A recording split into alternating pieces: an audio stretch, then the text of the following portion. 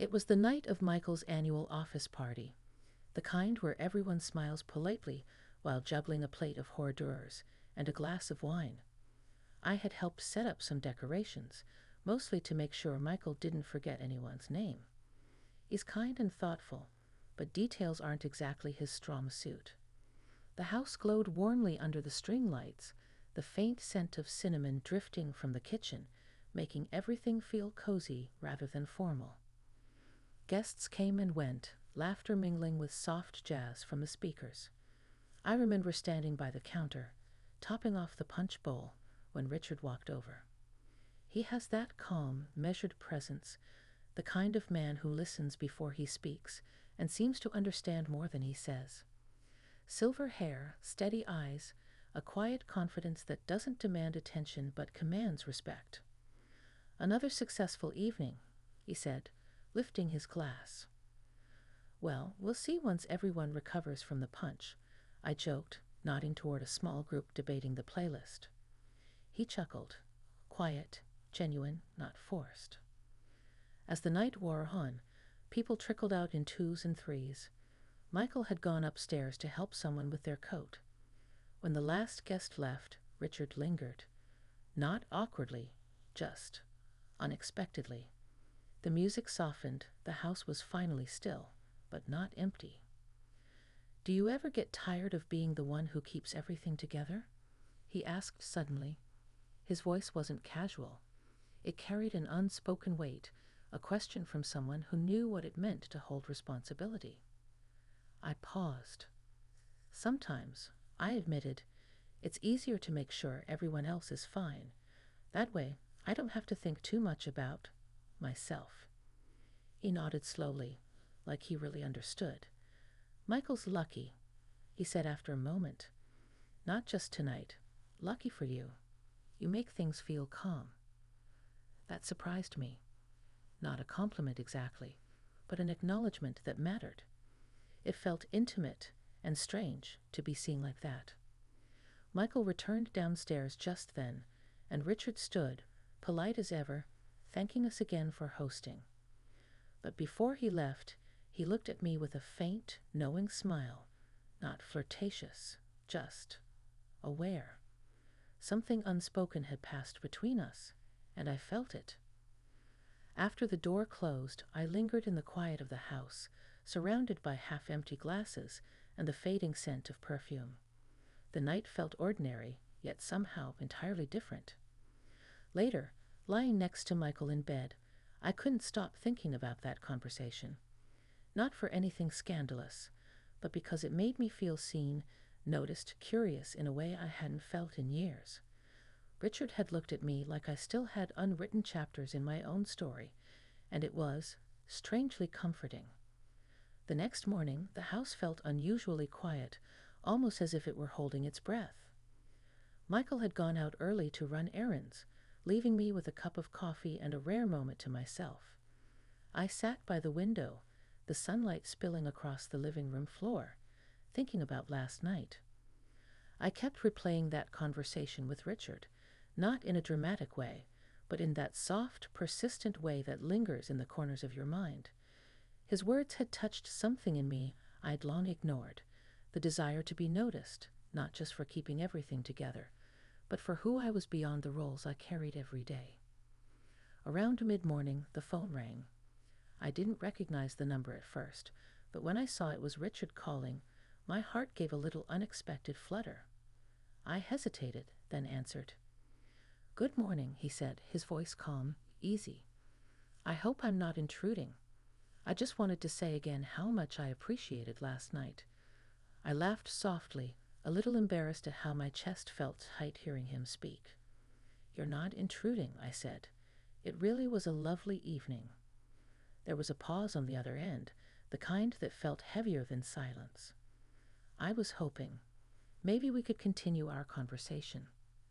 "Not here," he clarified, almost as if reading my thoughts, "but somewhere quieter, just for a bit." I felt a mix of curiosity and caution. It was tempting, undeniably so, but I reminded myself that this was still Michael's boss, a man I respected, and had always thought of professionally. I suppose that's possible, I said carefully. Where did you have in mind? A small smile crept into his voice. There's a little cafe not far from here. Quiet, cozy. I promised nothing formal, nothing awkward. By the time I hung up, my mind was spinning. I couldn't explain why a simple coffee appointment felt loaded with possibility, but the thought of talking with someone who seemed to truly listen and see me was intoxicating. At the cafe, Richard arrived just a few minutes before me. The sunlight caught the silver in his hair, and he gave me that same faint smile from the night before, the one that felt like recognition rather than judgment. We sat near the window, watching people stroll by, the soft hum of conversation around us. We started talking about ordinary things at first, the neighborhood, the change of seasons, little quirks in daily life. But slowly, the conversation deepened. He asked about my childhood, my hobbies, even the small dreams I hadn't shared with anyone in years. There was no pressure, no expectation, just quiet, genuine curiosity. I realized between sips of coffee that I hadn't felt this understood in decades. Not in the polite compliments of friends or the routine of marriage, but truly seen in the way someone leaned in, listened, and cared without judgment. When the time came to leave, I felt an odd reluctance, a quiet sadness that our conversation had to end. Yet there was also a clarity I hadn't expected.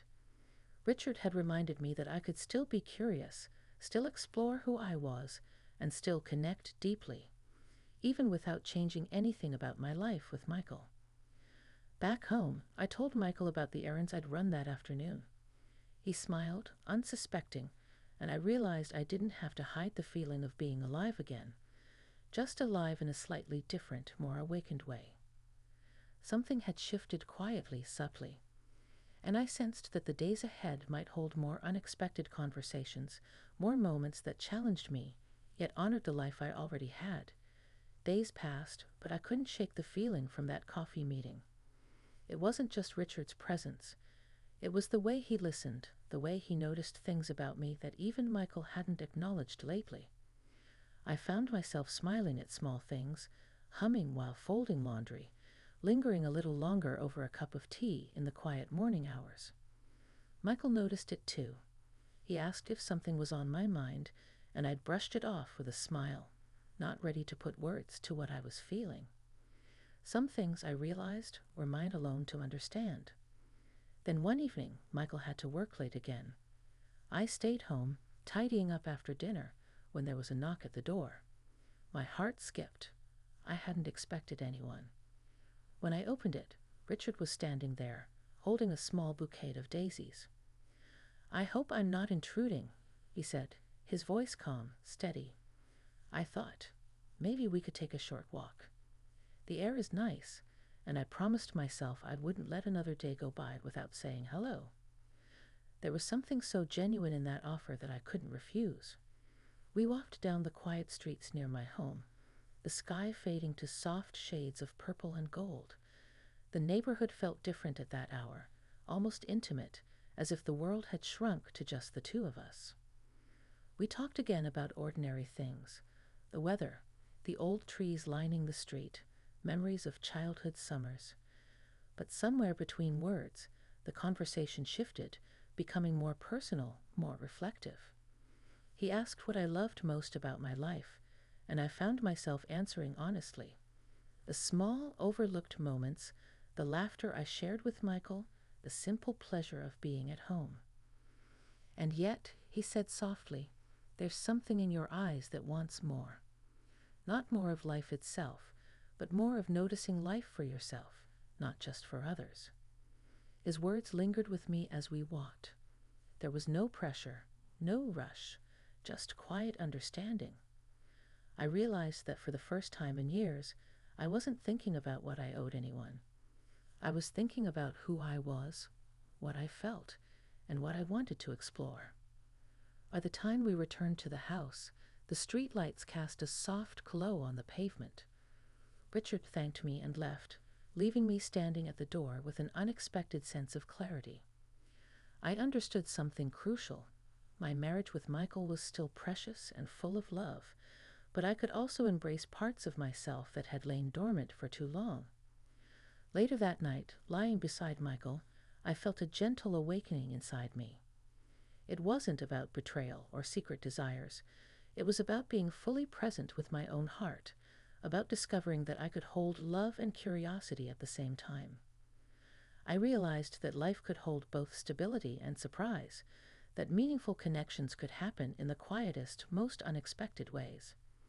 And I understood that this discovery, this gentle, awakening moment, was mine alone to cherish, without ever compromising the love I shared with Michael.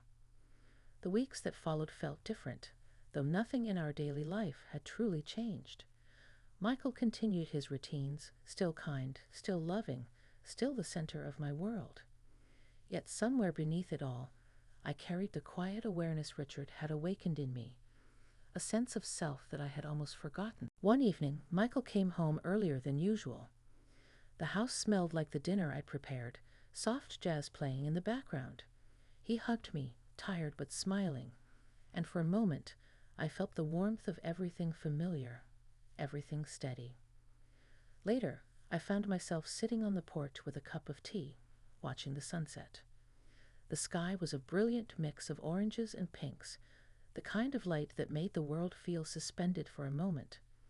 That's when I realized how much I'd grown in just a few weeks, not in a dramatic way, but quietly, profoundly. I had learned that being fully seen didn't have to threaten my life. It could enhance it. Richard's presence had been a mirror, showing me parts of myself I'd neglected: curiosity, joy, and a willingness to be noticed for who I really was. Our interactions had been brief, yet meaningful, a reminder that life still held surprises, that emotional connection didn't always come with a price. I thought about the conversations we had, the walk under the soft streetlights, the coffee at the quiet café, the shared laughter over small, ordinary things. Each memory was a thread, weaving me back to myself in ways I hadn't expected. That night, Michael and I talked late into the evening. About work, about friends, about silly little things that usually went unmentioned. And somewhere between the laughter and stories, I realized I could hold these new experiences in my heart without altering the love I had for him. Love wasn't diminished by curiosity or emotional awakening. It could coexist with it. As I lay in bed that night, I felt a sense of peace I hadn't known in years. Life had reminded me that growth could happen quietly, in small moments of understanding and connection. I understood now that Richard had not disrupted my life. He had simply illuminated it, gently, without expectation. And I knew that I could carry that lesson forward, the lesson that I mattered too, that my feelings and curiosity were valid, and that life could be richer when we allow ourselves to truly see and be seen. The party, the coffee, the walk, they were all small moments, yet they had left an indelible mark. Not because they changed my marriage, but because they helped me reclaim myself in a world that often forgets the quiet power of noticing, listening, and connecting. And as I closed my eyes, I felt gratitude. For Michael, for Richard, for the unexpected ways life reminded me that growth and love could exist side by side, each making the other brighter.